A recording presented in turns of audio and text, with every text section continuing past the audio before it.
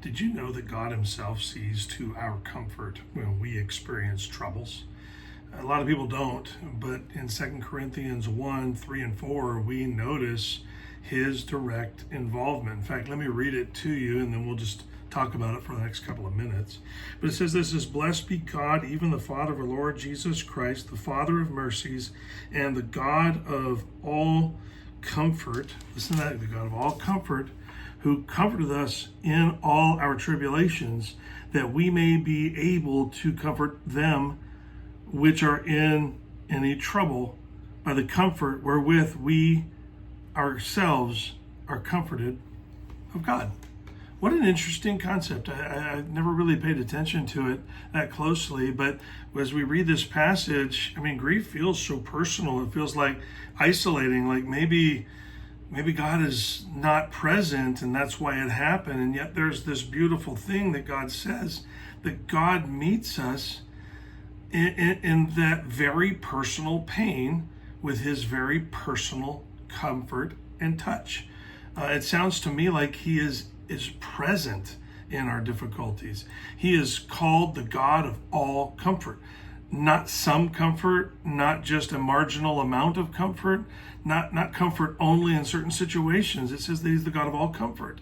And he comforts you, not only to heal your heart, but so that one day when someone else walks through the dark valley that you just came out of, you will have something real to offer them as they travel theirs.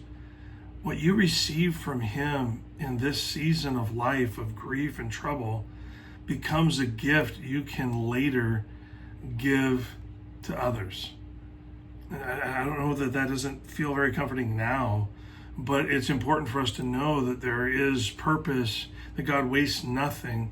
So let him pour his comfort into you. I guess that's the challenge of it all, is to let God be comforting.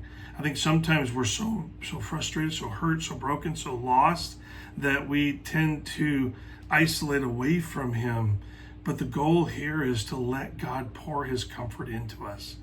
Your pain is not wasted. God will redeem even this time of pain to help others, to be a blessing to others.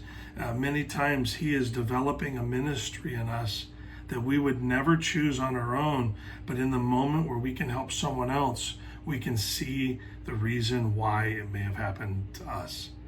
Listen, bereavement, grief, we all experience losses. This life ends in death for everyone. And so God promises that if you'll walk with him, he will use your grief to help others. So let him pour his comfort into you today.